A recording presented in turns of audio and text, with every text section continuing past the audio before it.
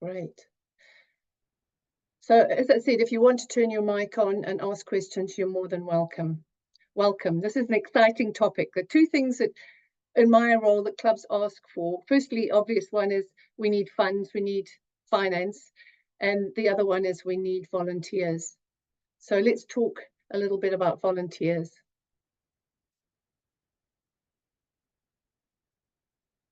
All right.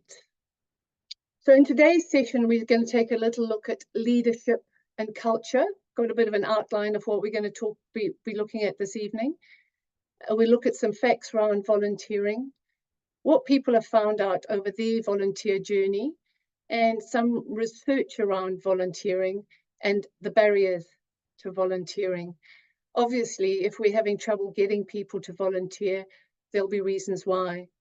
And we're going to look at goal setting and the importance of understanding the operational tasks too. So the goal for this session is simply to make it easier for you to run your club. We want to give you some strategies and ideas and research to understand what may be impacting your situation, because all clubs are different. So we'd like to give you some ideas to take home and convert to your situation. Just a little look and see if there's anyone needs let in. No, we're all okay.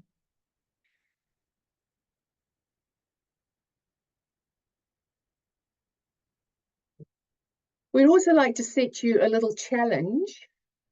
If we don't make any changes, nothing changes. And I love this picture. It's well used. I'm sure you guys have seen it before, but it really sets the scene and gives you the picture.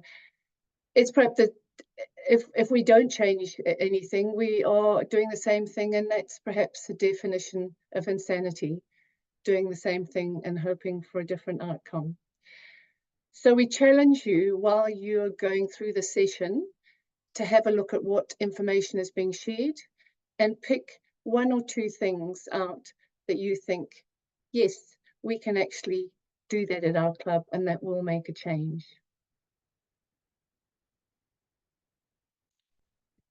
So in general, this is a leadership session because you guys are undoubtedly leaders in your organizations. So to change anything, we do need to lead. What is leadership? What's a good definition?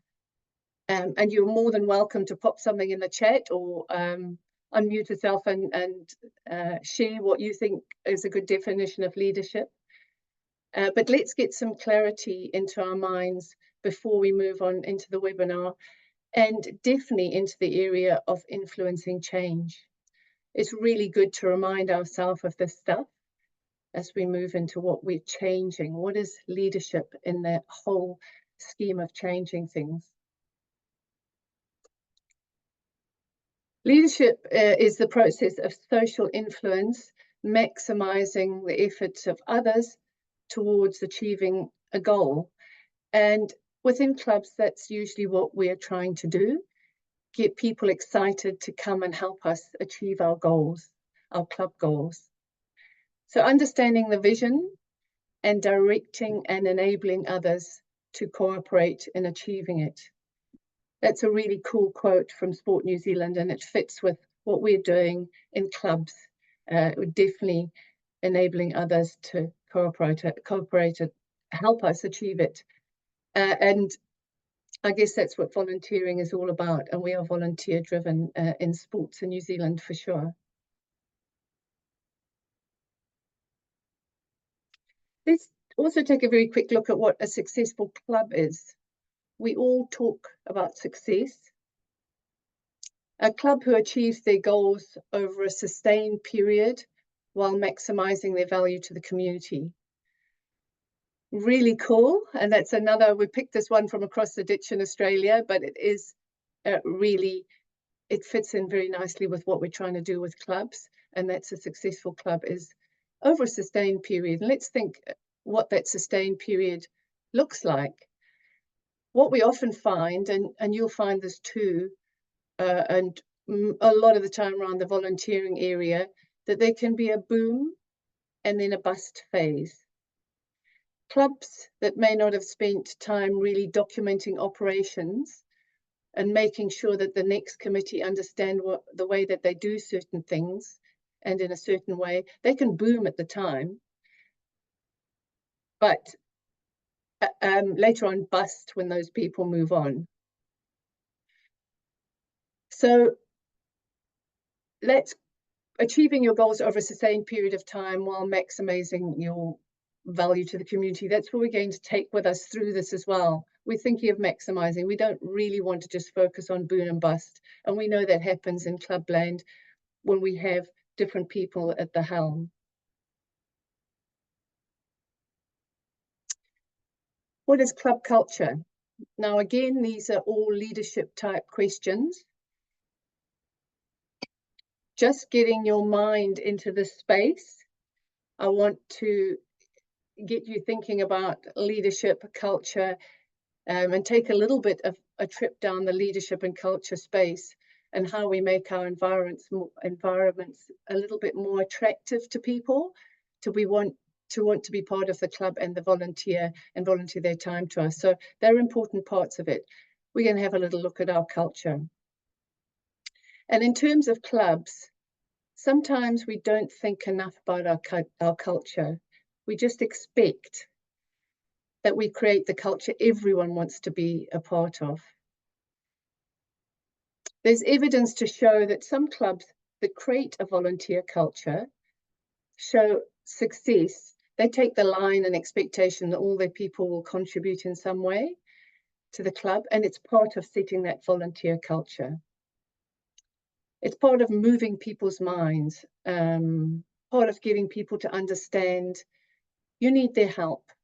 And yes, setting the expectations, and when we set those expectations too. It's key to identify what exists, the things that we accept as okay. People in general don't question these too much, especially when you've got a hard-working core in your committee doing everything. They're just happy that they get their tennis, so to speak. But it might mean that if you are really feeling you need to change your culture, or you need to increase your volunteers, or really put that volunteer culture out there, it might mean your committee actively asks, what do we want? What don't we want? Put those things down on paper so you understand what culture you're aiming for. And with good leadership, you can create the culture you want. But it does mean changing what you do, and certainly finding out what your people want is an important part of that. So that says we need a goal. We need to be able to communicate that goal, and we need to get people excited about that goal so they come and help us, which is what we do when we're a volunteer community. We know we can move our culture as long as we know exactly what we want to do. And sometimes we don't quite know that. It's not clear, and certainly not clear to everyone. So still setting the scene, let's just break success down a little bit. Having a sound governance structure really helps. Having the policies and documents that communicate the governance structure helps create strong clubs, and creating good structure and relationships with the club and local community. The people that are really going to impact your club, plus making sure that knowledge stays in the club for successes. So that that person that has done the job for 15 years or so doesn't just walk out the door with all that knowledge in their head. There are systems in place and an easy handover. I'd like you to also think about, how do I become a volunteer that progresses up through your organisation? Often this can be a large part of a person's participation in tennis, or any sport in fact. We tend to concentrate on the participant's journey because that's kind of why we exist. That's why we're here, make tennis happen. But we're also existing because we have people supporting the operations of the club. So what's that volunteer pathway? I'll just admit Joe in here. And I did admit someone in earlier and never even said welcome. So welcome to those that are dribbling in. We have started our recording, and we've started webinar and building up to talk about volunteers. So yeah, welcome. Thanks for taking time to join us.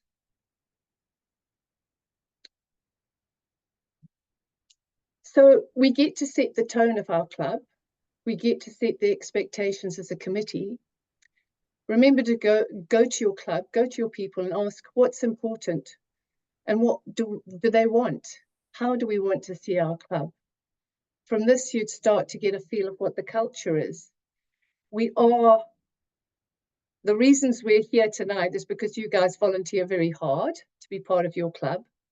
And it is often really hard to take the time to ask the rest of your participants and members what they want, what they see the club as, what their expectations are, what can we do better, what are we doing well, and buy into understanding what that community looks like and what that culture is. So it is the point I'm trying to get across here is it's really important to do that. So to just decide we need more volunteers, we're going to put an ad, it's going to work. We really have to make change happen, like the caveman scene with the square wheels. So once we get start to get a feel of what our culture is, we can create the club culture that brings people in. If we create that culture, it's most likely going to keep them, both as participants and as volunteers.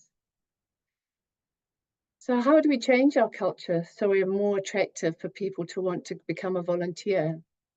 What can we give them to help them and keep them supporting our club?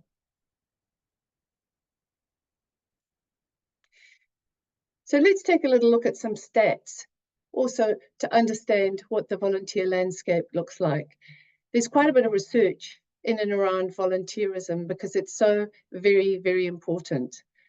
Volunteer New Zealand has some informative stats in its report, and I've used them here in the slide, in their State of Volunteer report on their website.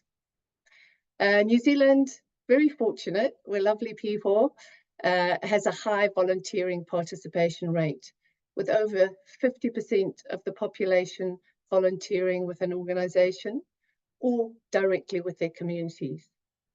I'd like to just expand on these stats we've got here to get your mind understanding what the landscape does look like. Developing skills, connecting with and helping the community are cited as the biggest motivations for volunteering. That's great. Give back to your community, and sports is definitely a place people like being a part of a community. 82% of respondents intended to continue with their current volunteering role long term. Bodes well with us as well. So the volunteers we've got, they do stay with us. Despite the increasing reliance on technology, word of mouth remains the most popular way for volunteers to hear about volunteering opportunities across all ages. This is how 67% of volunteers heard about their current volunteering role. People from European and Maori ethnic groups are the two groups most likely to volunteer, while Middle East, Latin American, African, and Asian are the least likely by volunteer percentage rate. And this shows us the ongoing challenge of making the volunteering landscape more diverse and inclusive. And that's up to us within our culture. People over the age of 45 made up 71% of all survey respondents. And that's pretty clear within the tennis industry. We know we have a lot of lovely people that have more time in their hands once they retire to help us out. It's clear that that community is the cornerstone of the sector. The overwhelming majority of respondents, 94.6%, reported that they volunteered for community-based reasons, making friends, forming connections, and helping others. Volunteer expectations have changed. While they maintain a long-term commitment to a particular organisation, they prefer to be short and episodic volunteer commitments that are flexible. So those are some really good findings, all from our own volunteer organisation here in New Zealand. And they bode well for our organisation. People want to volunteer, and we've got what it takes they want to give back to the community and make friends. We do that in tennis. So if I was to ask you, how does your club induct its volunteers? Do you have formal induction? Is there any induction going on at all? Please feel free to put something in the chat or join in the conversation if you want. Unmute yourself. Did anyone here have induction when they took over their role?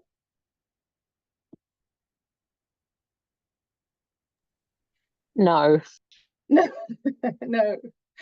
Well, to be honest, even higher up the chain, region and association bodies have a fair bit of non-induction going on. So when we don't get induction, that pretty much means people are diving in the deep end. Let me just have a little check of the chat. I've got another chat. Maybe we've got someone here with some induction information. I can get my mouse to come in the right direction.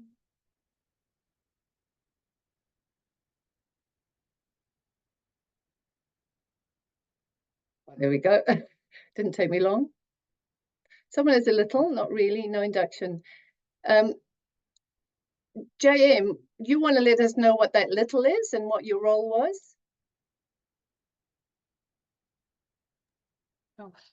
So it's Jo Moore. I am the administrator for Burnside Park Tennis Club. Yep. And the induction I got, was just more about my job and not so much about the club itself or, you know, the building, the health and safety, none of that kind of thing. It was just on the job training induction. So for me, a lot of it was just jumping in the deep end and creating these kind of things myself, which I'm still not very good at passing on. Am I, Luciano? I'm sure that's not the case, Jo. Absolutely. And we're sort of in the process of actually creating a monthly induction for all our members. So the new members that arrive, because we've never done anything like that before, and it's more of a welcoming thing for them so that they don't get thrown in the deep end about what to do when they turn up to play tennis with people they've never met before. Oh, fabulous, Jo. Jo, did we meet in Christchurch? We did, yes. Yes, we did. You're doing a marvellous job. Thank you. Okay. So let us kind of rest my case about clubs. We generally, Jo, that induction seems amazing compared to what a lot of induction that might go on. So when we don't get induction, that pretty much means we are right in the deep end, making it up as we go along. And this may have already been done before, so we're actually recreating work. Some poor volunteers got to spend time understanding and taking months to get to where they could have been fairly quickly.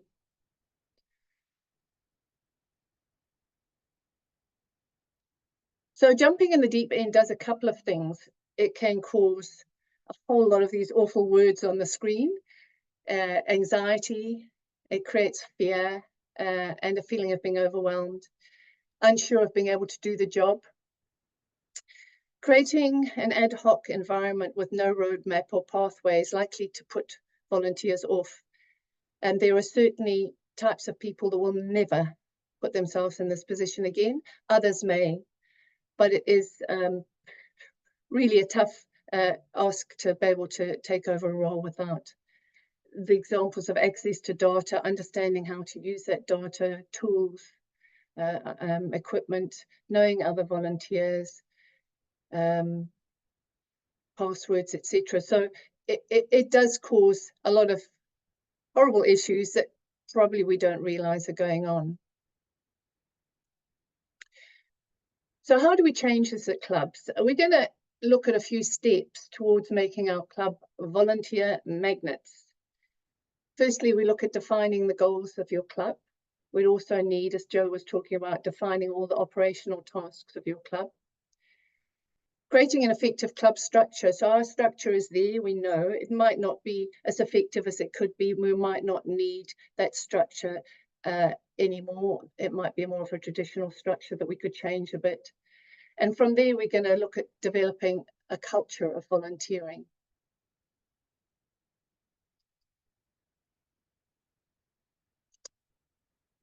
So remembering back to the Volunteer New Zealand stats, that more than 50% of the population generally volunteer in some way, let's have a little think. So are there people sitting out there at your club that would help you? But are we making it easy for them to understand that there's a job that needs doing? Word of mouth was reported as a successful way, but are we asking them? How are we asking? What are we asking and how are we asking?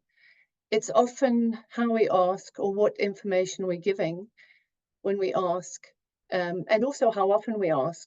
Do you ask once or twice and then never mention again that there's a vacancy or a job needing filled? So we tend to do that. In my experience with clubs, we've asked, no one wants it. If you're working in a business and you wanted to fill a role, you just keep advertising until you got that person to fill the role. So the same thing needs to happen in sports clubs. Keep pushing that information out, letting people know that there's a role. It may be personally asking. As mentioned in those stats, people are more likely word of mouth. As putting it out on social, email, newsletters, and emails, etc., it makes it easier for people just to ignore. These are all necessary in the whole marketing of your volunteer roles or your culture, but really keep it up and think about tapping people on the shoulder, actually walking up to someone and saying, I hear that this is what you do. You've got the skills for this job. Would you be interested? And I know when that's happened to me, I've generally softened and said, yeah, I'll talk about it further. When we look at volunteering, what helps our club to get to its ultimate aim? We often look at it as someone who's on the committee, holding a position or a role, and that's our key. Fill that committee, replace the secretary or the volunteer. There's lots of other ways we'd like you to start really thinking about how people volunteer. The likes of selling raffle tickets, blowing up love tennis balloons for love tennis on the day. Some of these little volunteerisms that maybe don't value as much, maybe we don't value as much, might actually help to produce more volunteers ultimately. And the more people that are social in your club, the more likely they are to talk and evolve into a belonging.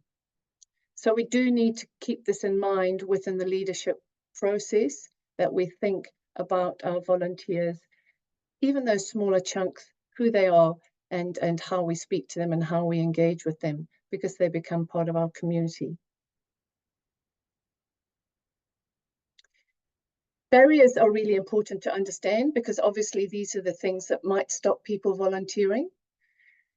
Knowing these can help, if we start looking at these and understanding what they are at our club, they can help us start working on strategies to limit or overcome them. And this one at the top is probably one of the most significant, the time factor. People associate volunteering with high frequency and regular activity. We quite often let them know that that is by moaning about a lot of the jobs we're doing. So that's another topic for when we come to creating a positive culture around our volunteers. So as clubs, we need to start to look at what volunteerism looks like. Is there an opportunity for clubs to look at getting people to do small things less frequently that might help us achieve our goals? Is this why people don't tend to put their hand up to be on committees?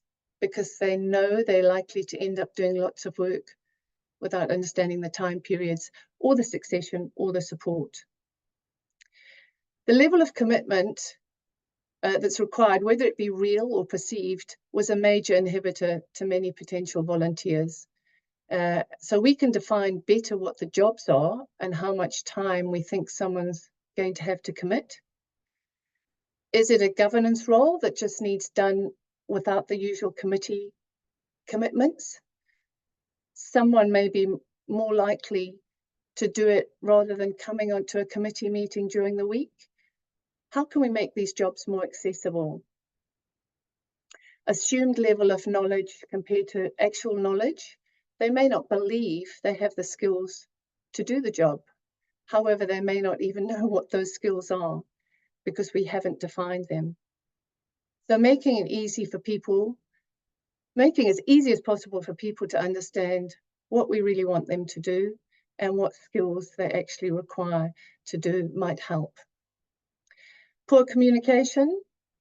And again, our volunteer time can be very short and our communication, from a lot of experience with clubs, isn't the greatest.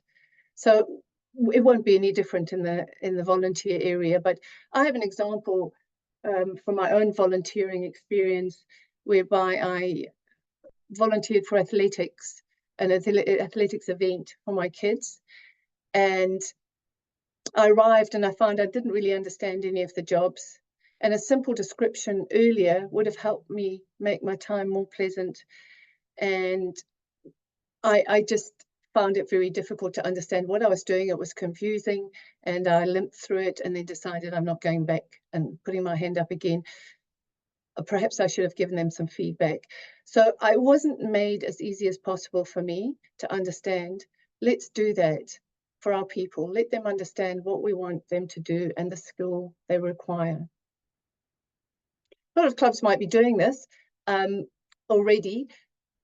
We need to really think about what it is, everything we're doing, and write down not just to our committees and the four key areas or roles within a committee. More about barriers. And tennis is, that's why I stuck this gate up here with a lock, because I know just even when I've spoken to people who are new to tennis and they want to come and play, they look at that big fence around tennis, and it can't be helped because we have to have a fence to keep the balls in, but it really is almost a barrier. Look, that's not for me. It's a big fence. Only people that play can go the other side of that fence.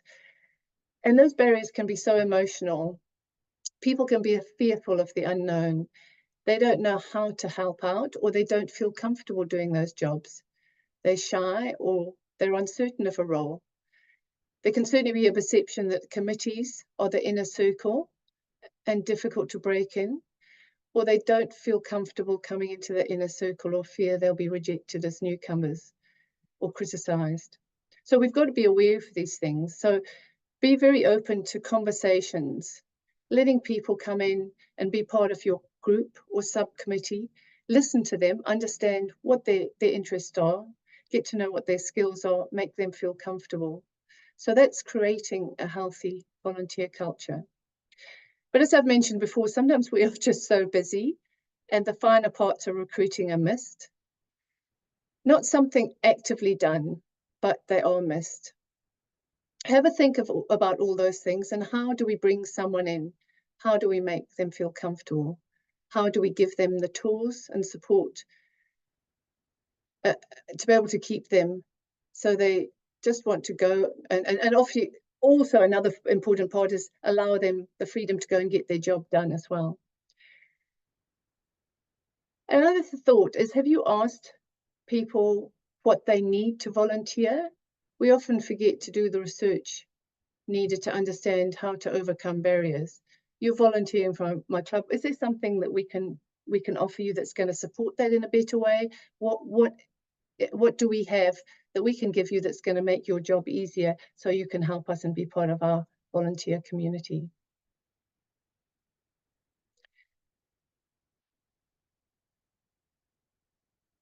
Right, one of the first step we mentioned when we looked at what we're going to step through in this volunteer retention and getting volunteers and retaining them is defining your goals. Why do we need to define our goals? But by creating goals, we can get a clear direction for the club. And by creating a clear direction, we can start to allocate resources and jobs, tell people what we really want them to do. And when people are more engaged with the plan, they're more likely to help and can create good club meetings where everyone's contributing and not just listening. People love to be able to achieve and know what their goal is. If we're setting goals, we can also question whether we're meeting them. Do we need more help? What does that help look like? We can utilize volunteer time more effectively if we know what we want them to do.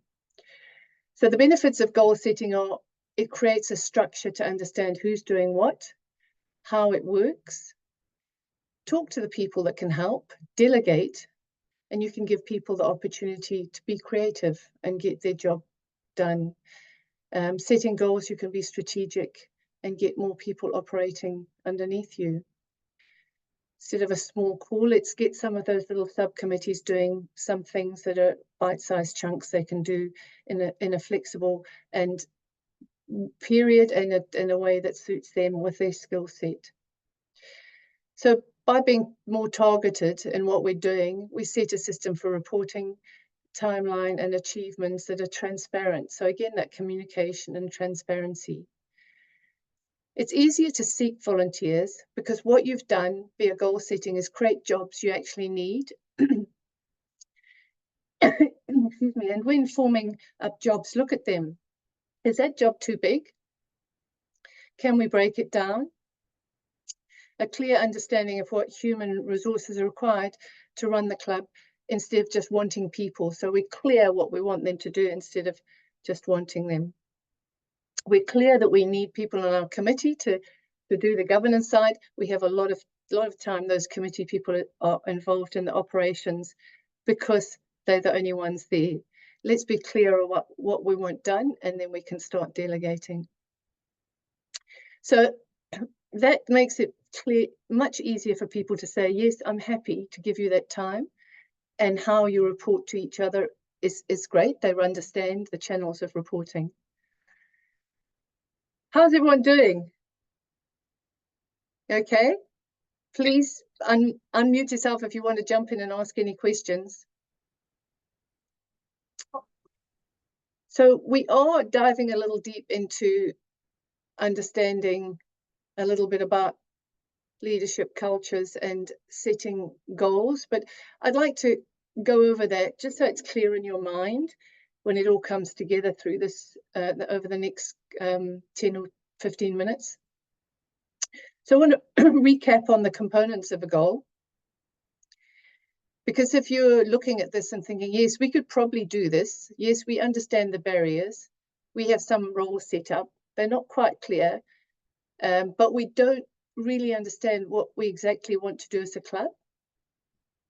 One of the goals could be to recruit volunteers, and how are we going to do that? So the three components of a goal, define, measure, and timeframes. Define what is it you want to do, and how are you going to measure what you've done so you know whether you've been successful. And when you've reached the target, what sort of time frame are you looking at reaching that target by? So let's take a little bit of example. So if one of our goals was we need more junior players and their families at our club. So we've got that goal. And that's an unusual one. That's one we hear quite often. What's the measure? So we'd like to double our juniors from 25 to 50. And we set a timeline for the middle of next year. We now know what we want to do. We need someone with a bit of marketing. So we know the sort of support we need. Someone with a connection to schools, a little bit of experience in marketing, and the ability to engage with our coach. We can develop a role description and potentially break it down to share the volunteer community. It might be too big for one person. Maybe we can have 2 or 3 people doing it. So we now know what we need to do and how we're going to measure the success. And off we go to put that out to our people, understand, market it through all our different sources, and start shoulder tapping.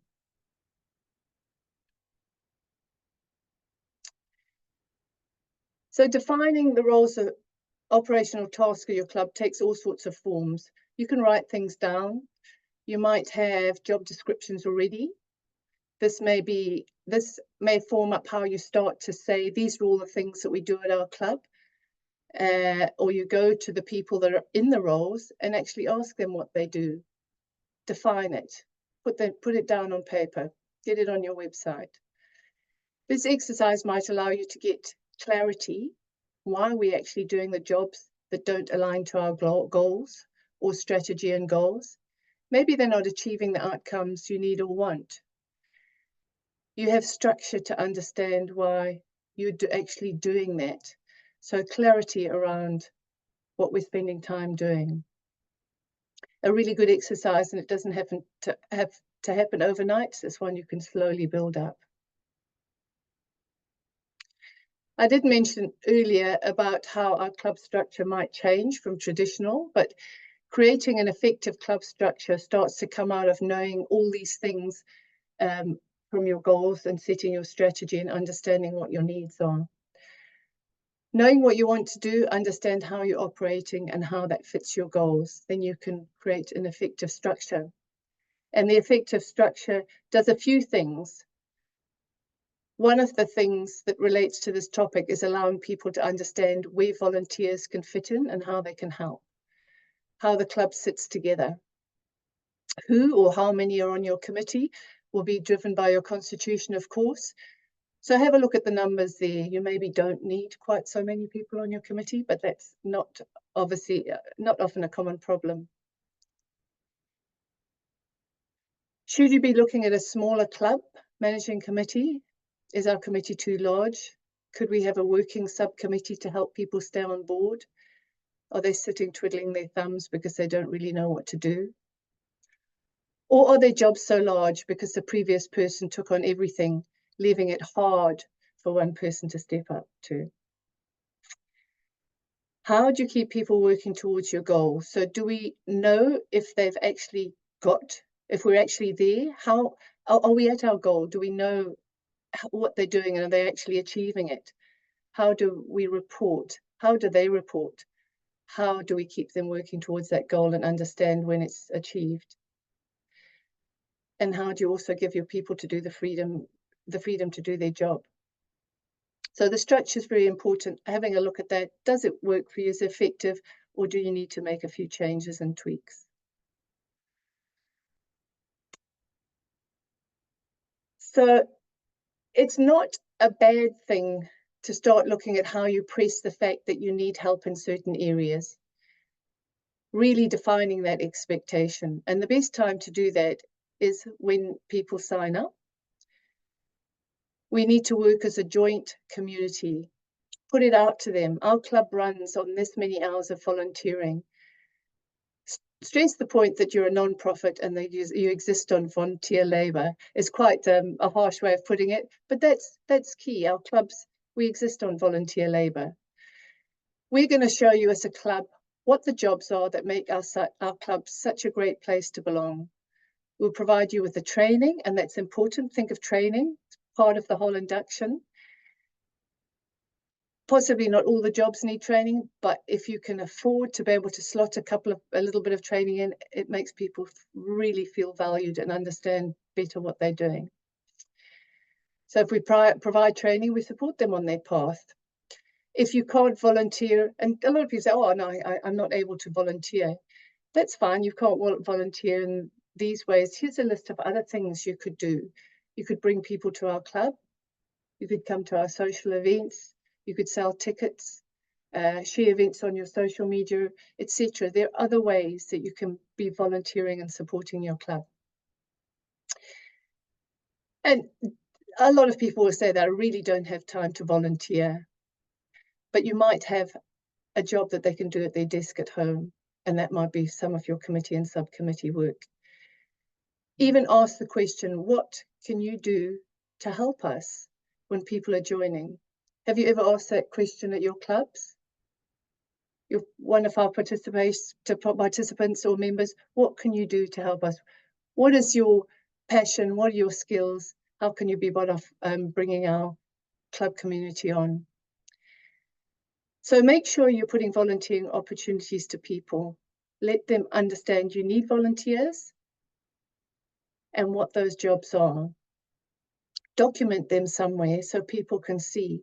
Your website is obviously a key place, but there's places like your foyer, your clubhouse.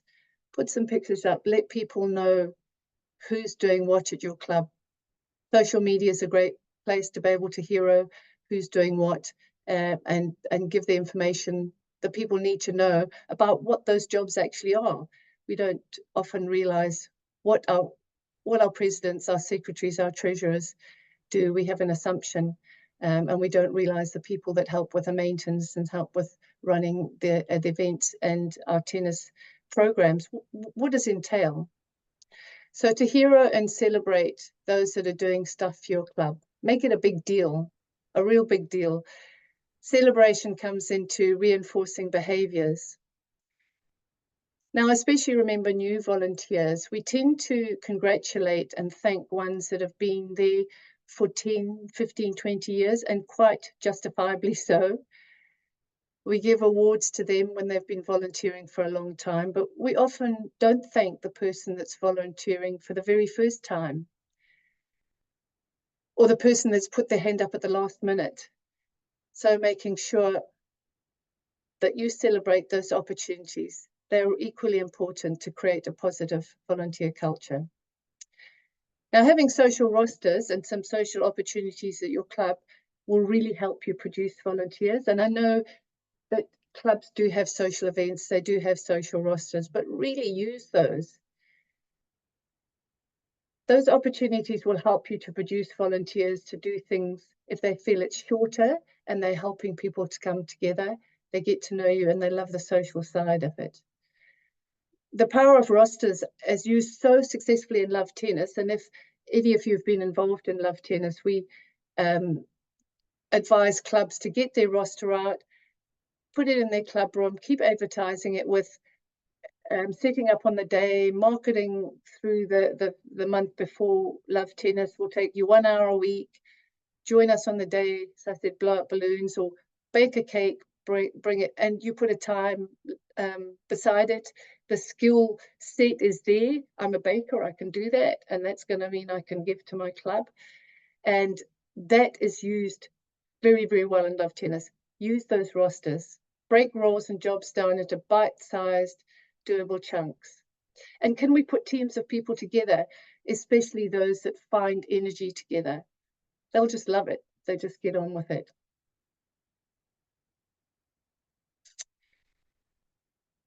So there's lots of bits and pieces of research that might help us understanding volunteer motivation. There's definitely personal satisfaction, feeling valued, and that they have done something, especially helping others. It's such an important motivator. Social contact is very healthy and something positive to promote in volunteering.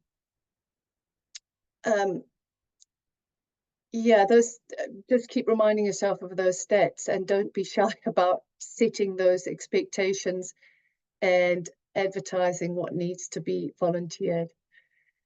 Start looking at the things you do in your club. The top barriers are time and work and family commitments. Top tip is to understand those barriers so you can work around them, address them. Establish expectations of volunteer participation. Take a look at what you don't have in place. What's missing? I notice in our clubs, we rarely hear about the people who are in various roles. So even doing a bit of promo around, as I mentioned earlier, the president, this is his job. This is what his job involves, etc. If you'd like to go and chat to him or her, this is who they actually are. Promoting the people who are doing their jobs at present and letting people know who they can talk to.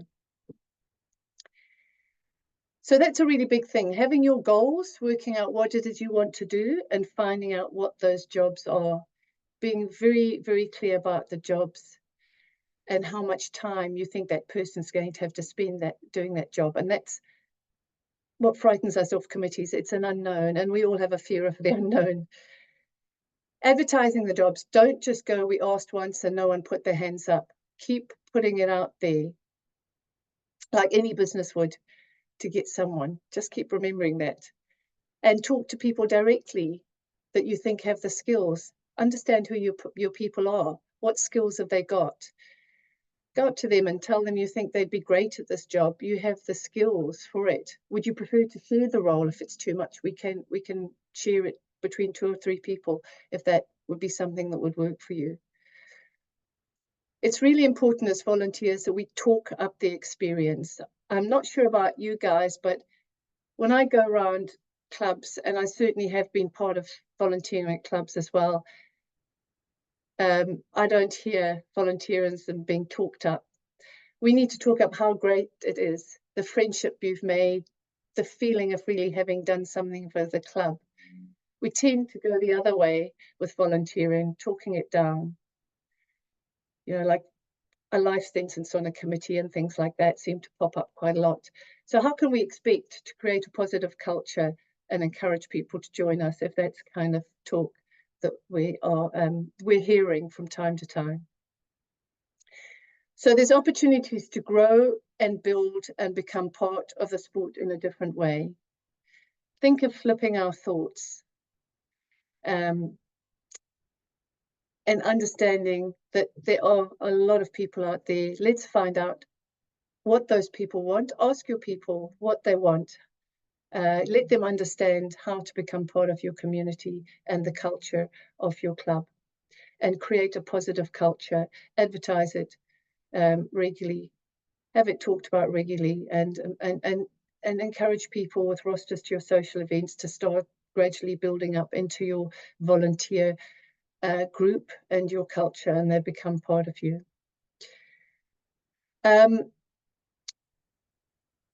So I challenge you, if there's anything you've thought of tonight, to take it away and implement it. 1 or 2 things that might have worked for you. I have a very short feedback poll I'm going to put. I'll just have a quick check to this chat. I've seen it there, and I apologize, I haven't popped into chat to see what it is. Okay, all good. Thanks, Rosalie. So I have a short feedback poll that I would like to, if you could just pop in. It's very, very simple, and it just gives us some feedback about how well we've done on this and what we might do a little bit better with this volunteer. If I can just get it up. Yep, I've almost got it. The screen keeps ducking away. Oh, come on. There we go. Can you see that?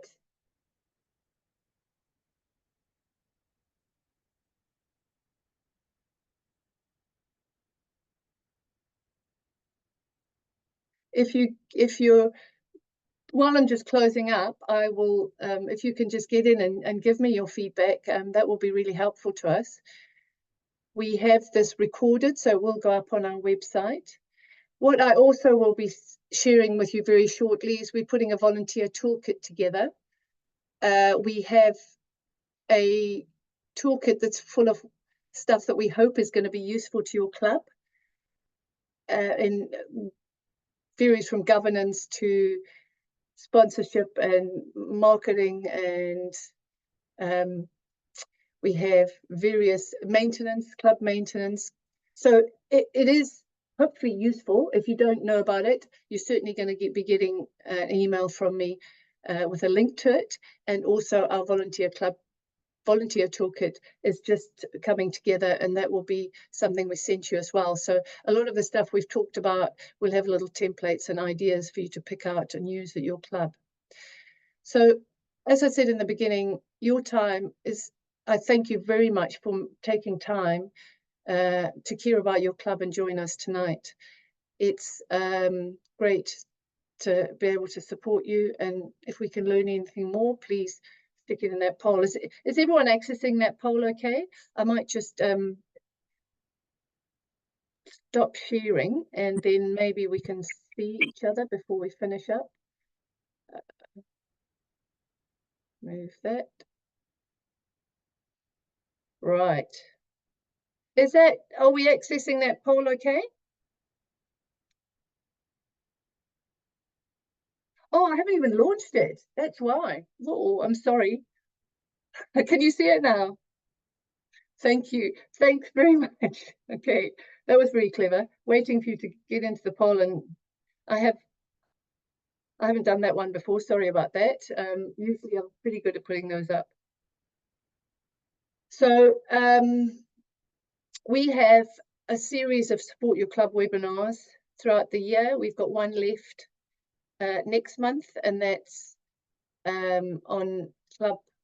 It's on Youth Voice. So we've got a youth advisory group, and we are going to put up a webinar to understand a little about their strategy and how we can engage with clubs and help you engage with your youth, because they're a huge pool of volunteers. We just need to understand how we can use them successfully.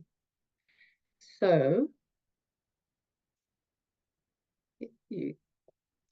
and if anyone wants to unmute themselves before we go, I'm really happy, but I'll be emailing you just to say a bit of a recap and certainly give you that volunteer toolkit link and our toolkit.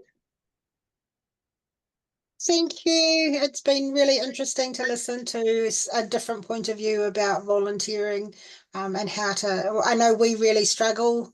A lot of our families are Asian, and the parents are just not interested in volunteering. So we do really, really struggle. We sort of don't have that. They're either the old stalwarts from the club who just continually volunteer and volunteer and volunteer until they get worn out, or it's me. And we really struggle getting the new volunteers in. So actually doing something with all of the new members, the new senior members. So I mean, we've had about a dozen new members sign up in the last 6 weeks. So a good idea, I think, is going to be going back to them and having this induction with them and talking about the opportunities on the induction days. Great. Jo, we'd really like to help support that, because that's something that is, as those stats from Volunteer New Zealand said, we don't have enough there's not enough diversity within our volunteers, and we have such big Asian communities in Auckland, Christchurch and Wellington. We need to understand how we can what they want, how they want to be engaged with, and what they can bring, because they definitely are communities too. So yeah, we'll keep in contact over that. Yes, definitely, Ellie. Thank you for your time tonight. Yeah, thank you everyone for the time. It went on a little bit longer than I expected, but it's a great topic, and slowly just chip away at it. We look forward to giving you some templates and more ideas to complement this. Okay, thanks everyone. Thank you very much. Bye. Thank you. Bye. Thank you. Bye.